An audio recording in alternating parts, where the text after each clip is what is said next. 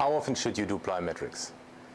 Today I want to discuss with you how often should you do plyometrics, what's the ideal frequency, sessions per week, and understanding the relationship between intensity and volume.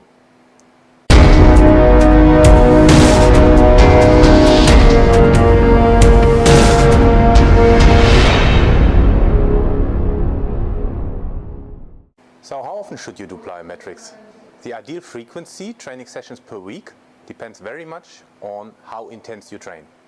First and foremost, we need to understand that plyometric training has an effect on the nervous system. We covered that in previous episodes.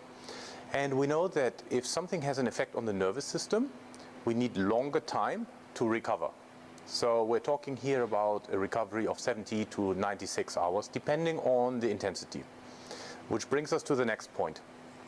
If we do plyometrics that are high in intensity, we really, excuse me for the spelling mistake, we really need to make sure that we have complete recovery, let's say 4 days in between, 3 to 4.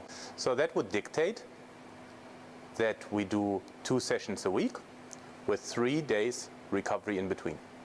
If we do lower intensity plyometrics, which is also possible, we can train a bit more often. But still, I would recommend to have 1 day of rest in between. So we're talking about a maximum of 3 sessions per week. Which plyometric exercises should you choose? High intensity or low intensity? That's pretty much up to what you want to get out of this training. And also what your sport is about. So we spoke about the adaptations that plyometric training has an effect on the nervous system. So the higher the stimulus we want to set, the higher obviously the intensity.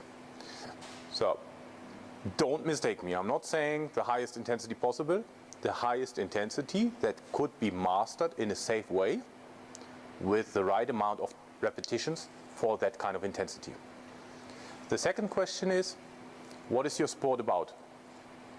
Some sports involve a lot of jumping with high contacts, some sports don't. So a sport that I worked for a lot of time in was tennis, and there the impact is not as high as in other sports.